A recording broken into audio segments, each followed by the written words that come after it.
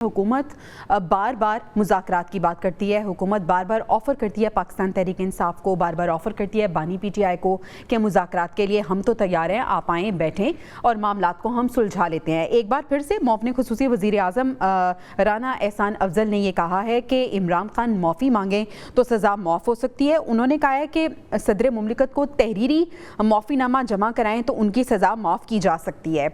शनीला साहिबा, क्या सिर्फ ये वाहिद ऑफ़र है माफ़ी मांग लें तो सज़ा माफ़ हो जाएगी?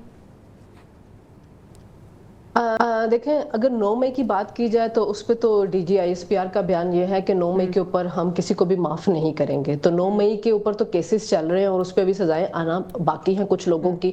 तो मुझे नहीं समझ आती कि उसके ऊपर राना एहसान जो बात कह रहे हैं कितने हद तक उस पर माफ़ी मिल सकती है नहीं।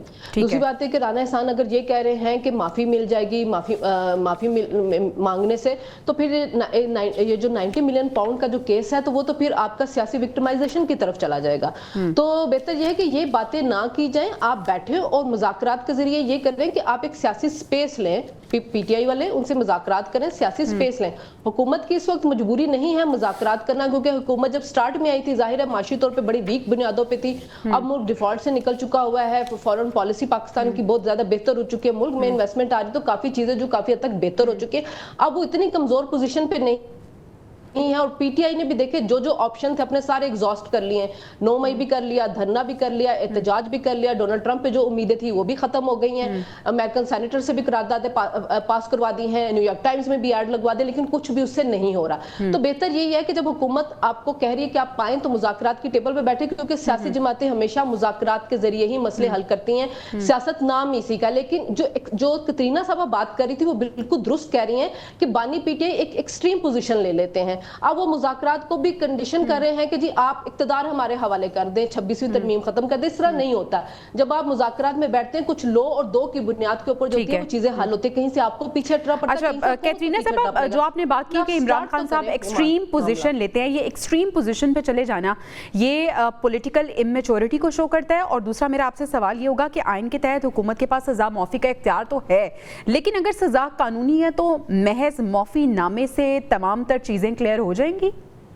नहीं जी, बिल्कुल नहीं। कानूनन माफी नामा जो है वो आपको इमरान खान के लिए सियासी खुदकुशी होगी अगर इस किस्म का कोई ओपन एंडेड माफी, वो एक तो वो मेरे ख्याल से वो करेंगे नहीं। अच्छा। लेकिन दूसरी बात ये कि आप सिर्फ रिक्वेस्ट ये कर सकते हैं कानूनन कि आपका सेंटेंस कम्यूट हो जाए, लेकिन वो कन्विक्शन स्टैंड करेगी। ऐसी कोई बात नहीं हो सकती कि कन्विक्शन को हटा दिया जाए। वो कम्यूटेशन ऑफ सेंटेंस हो सकता है, लेकिन यानी कि उनको जेल से रिहाई मिल सकती है, ये डेफिनेटली ऑर्डर किया जा सकता है, लेकिन कन्विक्शन नहीं हटती।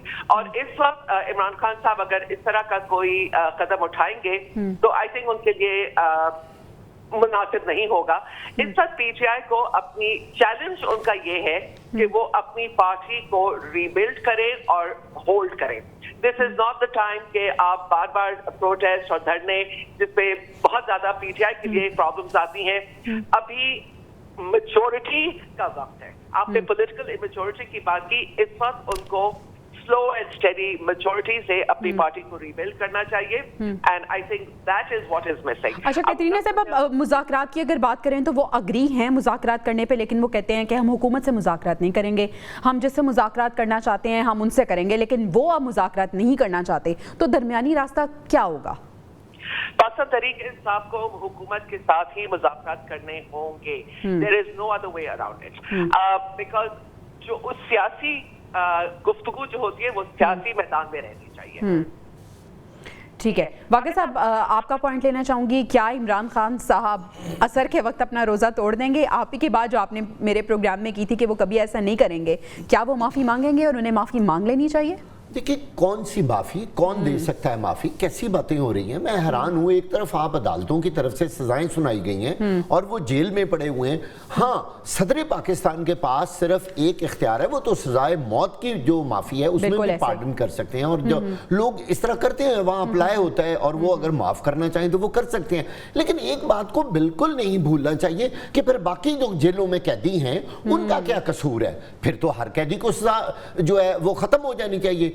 आप जब एक कैदी के लिए اس طرح کی سزا کا اناؤنس کر دیتے ہیں تو پھر اس طرح کے تمام کیسز میں جو لوگ ہیں پھر ان کو بھی رہا کر دینا چاہیے. اس طرح نہیں ہوتا. یہ جو بار بار حکومت کہہ رہی ہے کہ بھئی پھر حکومت اپنی کمزوری کیوں دکھاتی ہے, بار بار آفر کیوں کرتے ہیں ان کو کہ جی آپ معافی مانگ لیں, ہم آپ کو معاف کر دیں گے. بھائی چھوڑیں, آپ نے ان کو سزا دی عدالتوں کے تحت, وہ اندر ہیں, وہ جانے عدالتیں جانے. کیوں آفر دیتے ہیں, کیوں آفر دیتے ہیں بار بار؟ یہی بات ہے نا, پھر حکومت کی کہیں نہ کہیں کمزوری ہے نا, کوئی ایک اندر خوف ہے نا کہ جب بھی یہ بندہ باہر نکلے گا تو پھر اپنے بدلے لے گا, جیسے کہ ہر پولیٹیکل پارٹی آج تک پاکستان کی تاریخ میں کرتی آ رہی ہے.